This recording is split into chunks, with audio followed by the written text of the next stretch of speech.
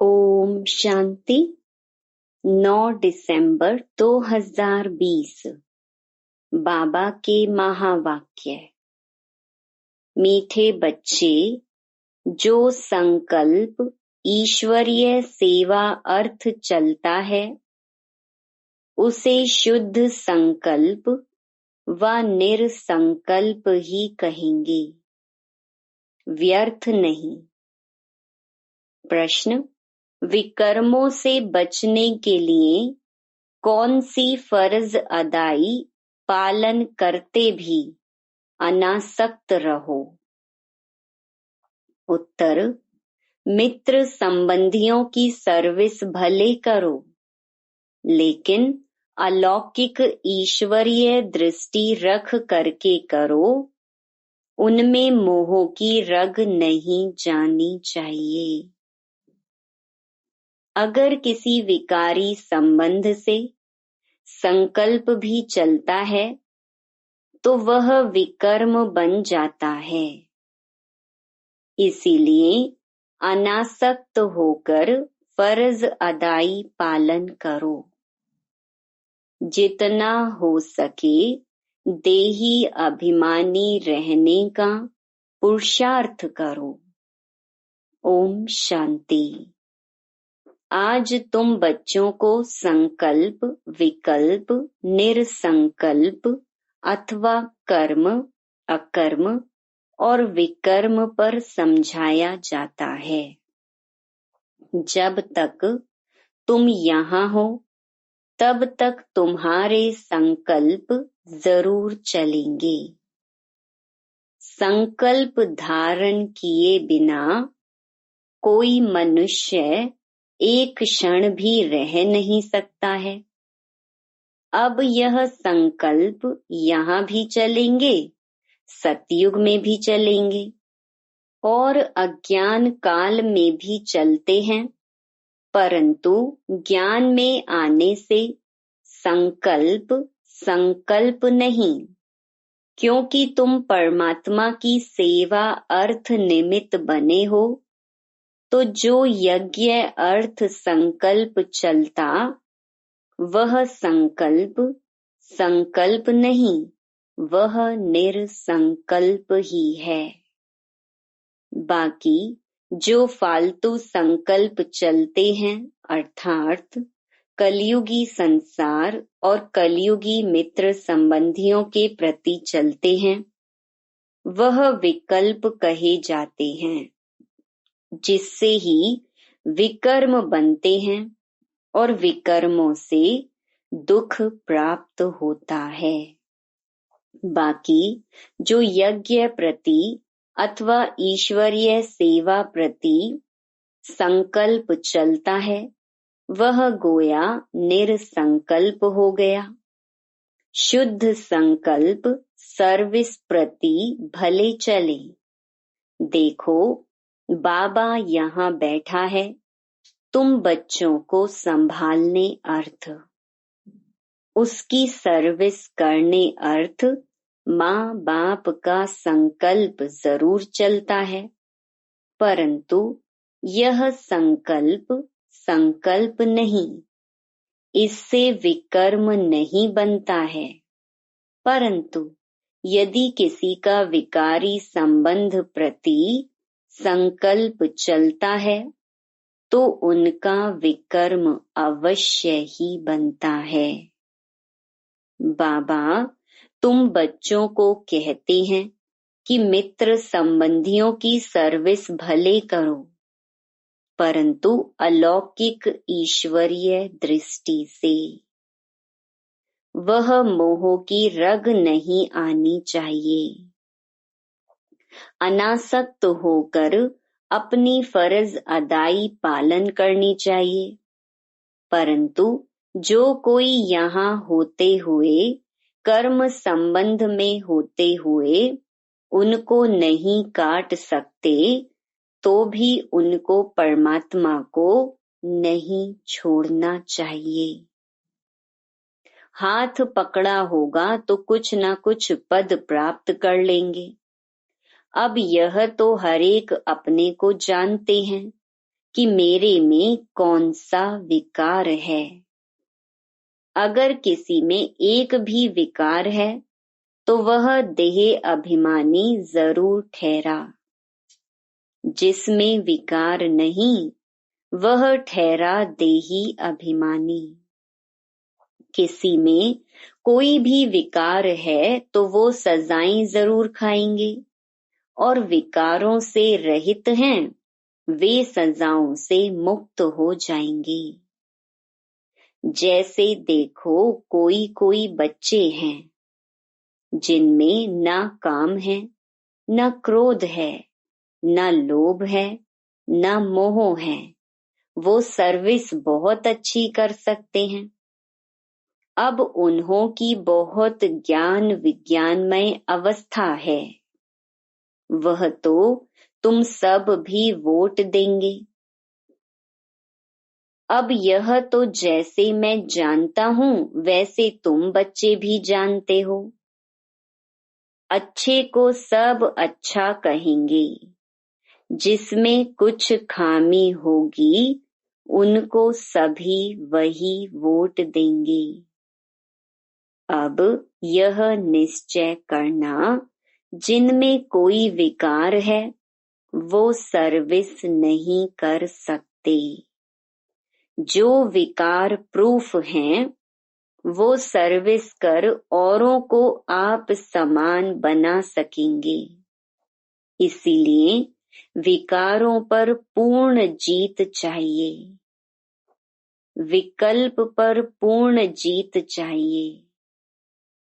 ईश्वर अर्थ संकल्प को निरसंकल्प रखा जाएगा। वास्तव में निरसंकल्पता उसी को कहा जाता है जो संकल्प चले ही नहीं, दुख सुख से न्यारा हो जाए। वह तो अंत में जब तुम हिसाब किताब चुकतू कर चले जाते हो, वहां दुख सुख से न्यारी अवस्था में तब कोई संकल्प नहीं चलता। उस समय कर्म अकर्म दोनों से परे अकर्मी अवस्था में रहते हो। यहाँ तुम्हारा संकल्प जरूर चलेगा, क्योंकि तुम सारी दुनिया को शुद्ध बनाने अर्थ निमित्त बने हुए हो। तो उसके लिए तुम्हारे शुद्ध संकल्प जरूर चलेंगे। सतयुग में शुद्ध संकल्प चलने के कारण संकल्प संकल्प नहीं, कर्म करते भी कर्म बंधन नहीं बनता। समझा?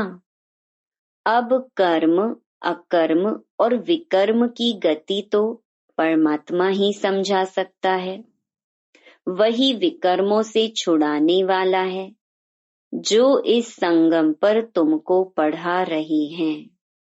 इसीलिए बच्चे अपने ऊपर बहुत ही सावधानी रखो। अपने हिसाब किताब को भी देखते रहो। तुम यहाँ आए हो हिसाब किताब चुकतू करने, ऐसे तो नहीं यहाँ आकर भी हिसाब किताब बनाते जाओ तो सजा खानी पड़े। यह गर्भ जेल की सजा कोई कम नहीं है। इस कारण बहुत ही पुरुषार्थ करना है। यह मंजिल बहुत भारी है, इसलिए सावधानी से चलना चाहिए। विकल्पों के ऊपर जीत पानी है जरूर। अब कितने तक तुमने विकल्पों पर जीत पाई है, कितने तक इस निरसंकल्प अर्थात दुख सुख से न्यारी अवस्था में रहते हो, यह तुम अपने को जानते रहो। जो खुद को नहीं समझ सकते हैं वह मम्मा बाबा से पूछ सकते हैं, क्योंकि तुम तो उनके वारिस हो। तो वह बता सकते हैं। निरसंकल्प अवस्था में रहने से तुम अपने तो क्या, किसी भी विकारी के विकर्मों को दबा सकते हो। कोई भी कामी पुरुष तुम्हारे सामने आएगा तो उसका विकारी संकल्प नहीं चलेगा। जैसे कोई देवताओं के पास जाता है तो उनके सामने वह शांत हो जाता है, वैसे तुम भी गुप्त रूप में देवताएं हो। तुम्हारे आगे भी किसी का विकारी संकल्प नहीं चल सकता है। परंतु ऐसे बहुत कामी पुरुष हैं जिनका कुछ संकल्प अगर चलेगा तो भी वार नहीं कर सकेगा, अगर तुम योग युक्त होकर खड़े रहेंगे तो। देखो बच्चे, तुम यहाँ आए हो परमात्मा को विकारों की आहुति देने, परंतु कोई कोई ने अभी कायदे सिर आहुति नहीं दी है। उन्हों का योग परम पिता से जुटा हुआ नहीं है। सारा दिन बुद्धि योग भटकता रहता है, अर्थात देही अभिमानी नहीं बने हैं। देह अभिमानी होने के कारण किसी के स्वभाव में आ जाते हैं, जिस कारण परमात्मा से प्रीत निभा नहीं सकते हैं। अर्थात परमात्मा अर्थ सर्विस करने के अधिकारी नहीं बन सकते हैं। तो जो परमात्मा से सर्विस ले फिर सर्विस कर रहे हैं, अर्थात पतितों को पावन कर रहे हैं, वही मेरे सच्चे पक्के बच्चे हैं। उन्हें बहुत भारी पद मिलता है। अभी परमात्मा खुद आकर तुम्हारा बाप बना है। उस बाप को साधारण रूप में ना जानकर कोई भी प्रकार का संकल्प उत्पन्न करना गोया विनाश को प्राप्त होना। अभी वह समय आएगा जो 108 ज्ञान गंगाएं पूर्ण अवस्था को प्राप्त करेंगी। बाकी जो पढ़े हुए नहीं होंगे वे तो अपनी ही बर्बादी करेंगे। यह निश्चय जानना, जो कोई इस ईश्वरीय यज्ञ में छिपकर काम करता है तो उनको जानी जाननहार बाबा देख लेता है। वह फिर अपने साकार स्वरूप बाबा को टच करता है। सावधानी देने अर्थ। तो कोई भी बात छिपानी नहीं चाहिए। भल भूलें होती हैं, परंतु उनको बताने से ही आगे के लिए बच सकते हैं। इसलिए बच्चे सावधान रहना। बच्चों को पहले अपने को समझना चाहिए कि मैं हूँ कौन। What am I? मैं शरीर को नहीं कहते, मैं कहते हैं आत्मा को। मैं आत्मा कहाँ से आया हूँ, किसकी संतान हूँ। आत्मा को जब यह मालूम पड़ जाए कि मैं आत्मा परम पिता परमात्मा की संतान हूँ, तब अपने बाप को याद करने से खुशी आ जाए। बच्चे को खुशी तब आती है जब बाप के ऑक्यूपेशन को जानता है। जब तक छोटा है, बाप के ऑक्यूपेशन को नहीं जानता, तब तक इतनी खुशी नहीं रहती। जैसे बड़ा होता जाता, बाप के ऑक्यूपेशन का पता पड़ता जाता, तो वो नशा, वह खुशी चढ़ती जाती है। तो पहले उनके ऑक्यूपेशन को जानना है कि हमारा बाबा कौन है, वह कहाँ रहता है। अगर कहीं आत्मा उसमें मर्ज हो जाएगी तो आत्मा विनाशी हो गई, तो खुशी किसको आएगी। तुम्हारे पास जो नए जिज्ञासु आते हैं, उनको पूछना चाहिए कि तुम यहाँ क्या पढ़ते हो, इससे क्या स्टेटस मिलती है। उस कॉलेज में तो पढ़ने वाले बताते हैं कि हम डॉक्टर बन रहे हैं, इंजीनियर बन रहे हैं, तो उन पर विश्वास करेंगे ना कि यह बरोबर पढ़ रही हैं।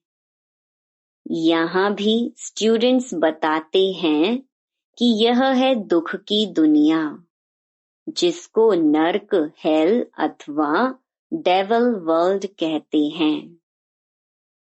उनके अगेंस्ट है हेवन अथवा डेइटी वर्ल्ड, जिसको स्वर्ग कहते हैं। यह तो सभी जानते हैं, समझ भी सकते हैं कि यह वह स्वर्ग नहीं है, यह नर्क है अथवा दुख की दुनिया है, पाप आत्माओं की दुनिया है।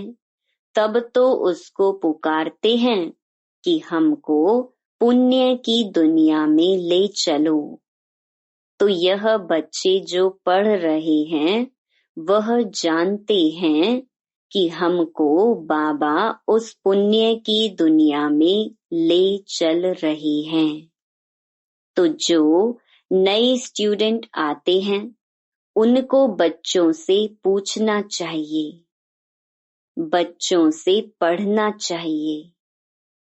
वह अपने टीचर का अथवा बाप का ऑक्यूपेशन बता सकते हैं।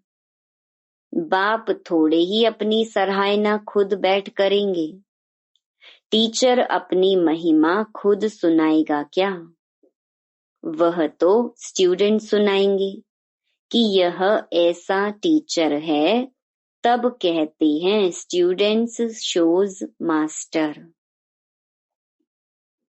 तुम बच्चे जो इतना कोर्स पढ़कर आए हो, तुम्हारा काम है नयों को बैठ समझाना। बाकी टीचर जो बीए, एमए पढ़ा रहे हैं, वह बैठ नए स्टूडेंट को ABC सिखलाएंगे क्या? कोई कोई स्टूडेंट्स अच्छे होशियार होते हैं, वह दूसरों को भी पढ़ाते हैं। उसमें माता गुरु तो मशहूर है। यह है डेइटी धर्म की पहली माता, जिसको जगदम्बा कहते हैं। माता की बहुत महिमा है। बंगाल में काली, दुर्गा, सरस्वती और लक्ष्मी, इन 4 देवियों की बहुत पूजा करते हैं। अब उन 4 का ऑक्यूपेशन तो मालूम होना चाहिए। जैसे लक्ष्मी है तो वह है गॉडेस ऑफ वेल्थ, वह तो यहाँ ही राज्य करके गई है। बाकी काली, दुर्गा आदि, यह तो सब इस पर नाम पड़े हैं। अगर 4 माताएं हैं तो उनके 4 पति भी होने चाहिए। अब लक्ष्मी का तो नारायण पति प्रसिद्ध है। काली का पति कौन है? शंकर। लेकिन शंकर को तो पार्वती का पति बताते हैं। पार्वती कोई काली नहीं है। बहुत हैं जो काली को पूजते हैं, माता को याद करते हैं, लेकिन पिता का पता नहीं है। काली का या तो पति होना चाहिए या पिता होना चाहिए, लेकिन यह कोई को पता नहीं है। तुमको समझाना है कि दुनिया यह एक ही है। जो कोई समय दुख की दुनिया अथवा दोजक बन जाती है, वही फिर सतयुग में बहिष्ट अथवा स्वर्ग बन जाती है। लक्ष्मी नारायण भी इस ही सृष्टि पर सतयुग के समय राज्य करते थे। बाकी सूक्ष्म में तो कोई वैकुंठ है नहीं, जहाँ सूक्ष्म लक्ष्मी नारायण हैं। उनके चित्र यहाँ ही हैं, तो जरूर यहाँ ही राज्य करके गए हैं। खेल सारा इस कॉर्पोरियल वर्ल्ड में चलता है। हिस्ट्री ज्योग्राफी इस कॉर्पोरियल वर्ल्ड की है। सूक्ष्म वतन की कोई हिस्ट्री ज्योग्राफी होती नहीं। लेकिन सभी बातों को छोड़ तुमको नए जिज्ञासु को पहले अल्फ सिखलाना है, फिर बे समझाना है। अल्फ है गॉड, वह सुप्रीम सोल है। जब तक यह पूरा समझा नहीं है, तब तक परम पिता के लिए वह लव नहीं जागता, वह खुशी नहीं आती। क्योंकि पहले जब बाप को जाने, तब उनके ऑक्यूपेशन को भी जानकर खुशी में आवे। तो खुशी है इस पहली बात को समझने में। गॉड तो एवर हैप्पी है, आनंद स्वरूप है। उनके हम बच्चे हैं, तो क्यों ना वह खुशी आनी चाहिए। वह गुदगुदी क्यों नहीं होती। I am son of God, I am ever happy master God. वह खुशी नहीं आती तो सिद्ध है अपने को सन अर्थात बच्चा नहीं समझते हैं। God is ever happy, but I am not happy. क्योंकि फादर को नहीं जानते हैं। बात तो सहज है। कोई कोई को यह ज्ञान सुनने के बदले शांति अच्छी लगती है, क्योंकि बहुत हैं जो ज्ञान उठा भी नहीं सकेंगे। इतना समय कहाँ है। बस इस अल्फ को भी जानकर साइलेंस में रहें तो वह भी अच्छा है। जैसे सन्यासी भी पहाड़ों की कंदराओं में जाकर परमात्मा की याद में बैठते हैं, वैसे परम पिता परमात्मा की उस सुप्रीम लाइट की याद में रहें तो भी अच्छा है।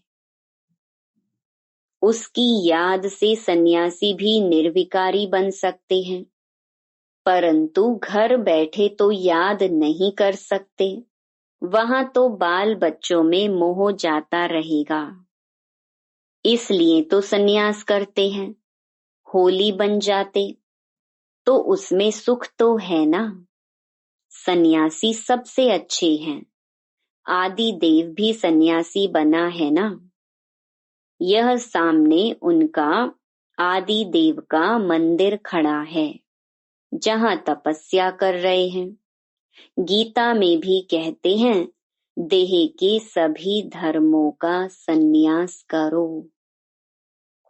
वह सन्यास कर जाते तो महात्मा बन जाते। गृहस्थी को महात्मा कहना बेकायदे है। तुमको तो परमात्मा ने आकर सन्यास कराया है। सन्यास करते ही हैं सुख के लिए। महात्मा कभी दुखी नहीं होते। राजाएं भी सन्यास करते हैं तो ताज आदि फेंक देते हैं। जैसे गोपी चंद ने सन्यास किया तो जरूर इसमें सुख है। अच्छा, मीठे मीठे सिकीलधे बच्चों प्रति मात पिता बाप दादा का याद प्यार और गुड मॉर्निंग। रूहानी बाप की रूहानी बच्चों को नमस्ते। धारणा के लिए मुख्य सार। पहला, कोई भी उल्टा कर्म छिपकर नहीं करना है। बाप दादा से कोई भी बात छिपानी नहीं है। बहुत बहुत सावधान रहना है। दूसरा, स्टूडेंट शोज मास्टर जो पढ़ा है वह दूसरों को पढ़ाना है।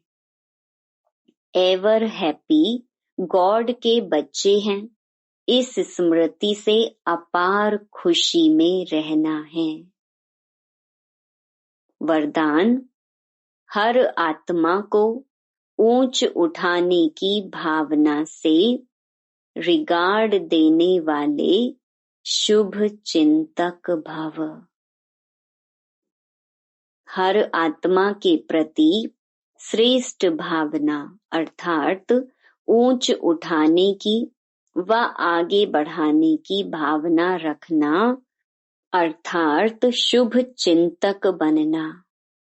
अपनी शुभ वृत्ति से, शुभ चिंतक स्थिति से अन्य के अवगुण को भी परिवर्तन करना, किसी की भी कमजोरी व अवगुण को अपनी कमजोरी समझ वर्णन करने के बजाय व फैलाने के बजाय समाना और परिवर्तन करना, यह है रिगार्ड।